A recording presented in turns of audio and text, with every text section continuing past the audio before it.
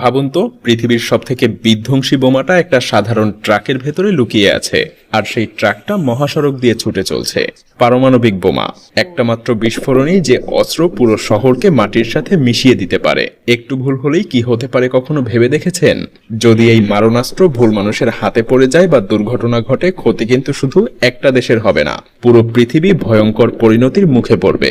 তাই এই পারমাণবিক অস্ত্র পরিবহনের নিরাপত্তার ব্যাপারে বিন্দুমাত্র ছাড় দেওয়া হয় না। এমন কঠোর নিরাপত্তা বলয়ে ঘিরে রাখা হয় এই কনভয়গুলোকে, যা হয়তো মার্কিন প্রেসিডেন্টের গাড়িবহরের নিরাপত্তাকেও হার মানিয়ে দিবে। কিভাবে আমেরিকা তাদের পারমাণবিক বোমাগুলোকে এক জায়গা থেকে আরেক জায়গায় স্থানান্তর করে, কিভাবে গুপ্তভাবে এবং দুর্ভেদ্য নিরাপত্তার মাধ্যমে যুক্তরাষ্ট্রের পারমাণবিক অস্ত্রগুলো বহন এবং নিরাপত্তা দেয়া হয়। এই মিশন যেন কোনো থ্রিলার সিনেমার দৃশ্য, কিন্তু এটা সম্পূর্ণ বাস্তব। চলুন এবার সেই গোপন নিরাপত্তা ব্যবস্থার রোমাঞ্চকর গল্পটা উন্মোচন করা যাক।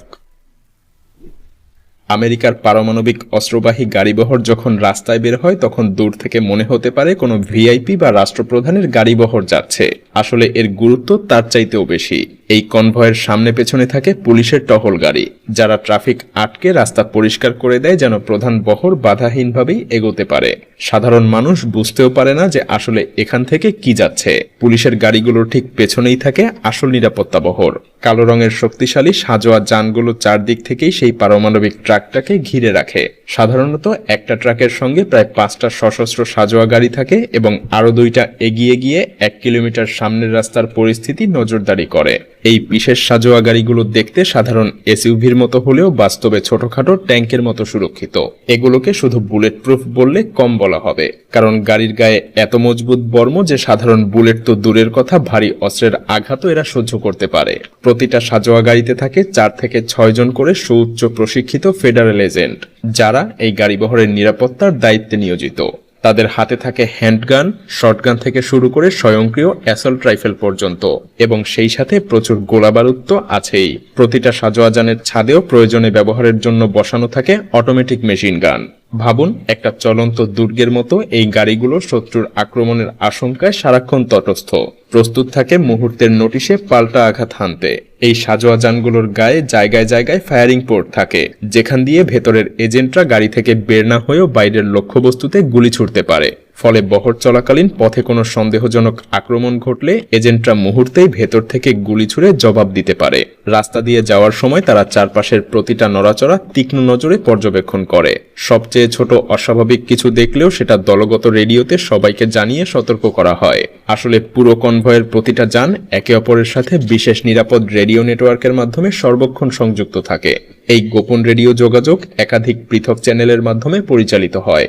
একাধিক চ্যানেল ব্যবহারের উদ্দেশ্য হলো শত্রুপক্ষ যদি একটা ফ্রিকোয়েন্সি জ্যামও করে, তবুও যেন অন্য চ্যানেলে বহরের এজেন্টরা পরস্পরের সাথে কথা বলতে পারে এবং সাহায্যের জন্য ডাকতে পারে। উদাহরণ হিসেবে, একটা চ্যানেলে সব সাজোয়া গাড়ি নিজেদের মধ্যে আক্রমণ হলে কি করবে তা সমন্বয় করে, আর একটা চ্যানেলে সামনের দূরবর্তী স্কাউট গাড়িগুলোর পরিস্থিতির আপডেট দেয়া হয়, এবং তৃতীয় একটা চ্যানেলে কেন্দ্রীয় নিরাপত্তা কক্ষের সাথে সবসময় যোগাযোগ রক্ষা করা হয়। আলাদা আলাদা কোড নেম এবং এনক্রিপ্টেড ভাষায় কথা বলা হয়, যাতে এর অর্থ বাইরের কেউ বুঝতে না পারে। কনভয়টার সাথে যুক্ত থাকে একটা জাতীয় কন্ট্রোল সেন্টার, যা 24 ঘন্টা রিয়েল টাইমে তাদের গতিবিধি পর্যবেক্ষণ করে। কোনো বিপদের আভাস পেলেই এই নিয়ন্ত্রণ কেন্দ্র থেকে সাথে সাথে নিকটবর্তী বিশেষ পুলিশ বাহিনীকে সাহায্য করার জন্য পাঠানো হয়। তবে অতিরিক্ত বাহিনী এলেও সরাসরি কনভয়ের এজেন্টদের সঙ্গে তারা মিশে যেতে পারে না।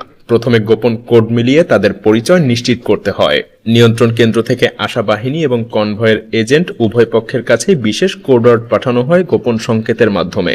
ঘটনাস্থলে পৌঁছে দুপক্ষ পরস্পরকে সেই কোডওয়ার্ড জানায় এবং সেটা যাচাই করে নেয়। কোড মিললে তবেই তারা একসাথে অভিযান চালাবে। যদি না মেলে তবে নবাগত দলকে অবিলম্বেই শত্রু ভেবে প্রতিহত করা হবে। এই পদ্ধতির কারণ একটাই, যেন কোনো হামলাকারী ভুয়া পুলিশ বা ভুয়া সৈন্য সেজে কনভয়ের কাছে এসে বিশ্বাস ভাঙতে না পারে। এবার আসি মূল ট্রাকটার গল্পে। যে ট্রাকটা এই মহাবিধ্বংসী বোমা বহন করে, সেটা দেখতে অন্যান্য বড় ট্রাকের মতোই সাদামাটা মনে হতে পারে, কিন্তু এটা মোটেও কোনো সাধারণ ট্রাক না। এটার পুরো দেহটাই বিশেষভাবে তৈরিকৃত ইস্পাতের কঠিন বর্মে ঢাকা। কোনো সাধারণ যন্ত্র দিয়ে এই ট্রাকের গায়ে ছিদ্র করা বা কাটা প্রায় অসম্ভব। এমনকি ভয়াবহ দুর্ঘটনা বা বিস্ফোরণেও এর গায়ে সহজে ফাটল ধরবে না। যদি একে আগুনের মাঝেও ফেলে রাখা হয় তাহলে ট্রাকের ভেতরে যে পারমাণবিক বস্তু আছে তা বেশ কয়েক ঘন্টা পর্যন্ত নিরাপদে থাকবে। এতটা থার্মাল প্রোটেকশন দেওয়া থাকে এর গঠনে। চালকের কেবিনটাও সম্পূর্ণ বুলেট প্রুফ এবং বোমা প্রুফ। বাইরের দিক থেকে এর দরজা খোলার কোনো উপায় নেই। কেবিনের দরজা কেবল ভেতর থেকেই খুলবে। ট্রাকটার ওজনও অন্যান্য সাধারণ ট্রাকের তুলনায় অত্যন্ত বেশি। শক্ত ইস্পাতের বর্ম আর বিশেষ কিছু যন্ত্রপাতির কারণে এই ট্রাক দানবের মতো ভারী। অতিরিক্ত ওজনের কারণে খুব দ্রুত গতিতে ছুটতে বা মোড় নিতে এই ট্রাকটা কিছুটা ধীর গতির, যা আপাতদৃষ্টিতে একটা দুর্বলতা মনে হতে পারে। কিন্তু এর মধ্যেই লুকিয়ে আছে আরেকটা চমকপ্রদ ফাঁদ। ধরুন সমস্ত প্রতিরক্ষা ব্যবস্থা ভেদ করে কোনোভাবে আক্রমণকারীরা ট্রাকটার নিয়ন্ত্রণ নিয়ে নিল। তারা যদি ট্রাকটা ছিনতাই করে দ্রুত পালাতে চায় তবে সঙ্গে সঙ্গে সক্রিয় হবে ট্রাকের বিশেষ স্বয়ংক্রিয় আটক ব্যবস্থা।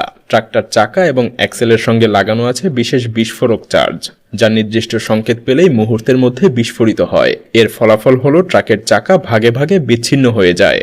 চাকার ধারা আলাদা হয়ে গিয়ে পুরো ট্রাক মাটিতে ঢলে পড়ে। এই বিশাল ওজনের ট্রাক তখন চাকা ছাড়া 1 ইঞ্চিও সরানো যাবে না। অর্থাৎ জোর করে ছিনতাইয়ের চেষ্টা করা মাত্রই ট্রাক নিজে থেকেই নিজেকে স্থির করে দিবে, হামলাকারীদের হাত থেকে পালানোর পথ কেড়ে নিবে। কিন্তু এত কিছুর পরেও ট্রাকের ভেতরে থাকা পারমাণবিক বোমাটা তখনও এক নিরাপদ কন্টেইনারে তালাবদ্ধ থাকে। এই পুরো বহর সর্বদা আকাশ থেকেও নজরবন্দি থাকে। কনভয়ের ওপরে আকাশ থেকে ঘুরতে থাকে সশস্ত্র হেলিকপ্টার স্কোয়াড্রন, যারা উপর থেকে পুরো পথটাকেই পর্যবেক্ষণে রাখে। এক মুহূর্তের জন্য যেন আকাশপথের নজরদারি দুর্বল না হয়, তাই হেলিকপ্টারগুলো পালাক্রমে দায়িত্ব পালন করে। একটা হেলিকপ্টারের জ্বালানি কমে এলে আগেভাগেই আরো 2টা হেলিকপ্টার তার জায়গা দখল করে নেয়। এই হেলিকপ্টারগুলোর মধ্যেও থাকে অতিরিক্ত বিশেষ বাহিনী। যদি বহর কোনো মারাত্মক হামলার মুখে পড়ে তখন আকাশ থেকে এই কমান্ডো দল দ্রুত অবতরণ করে পরিস্থিতি সামাল দেবে।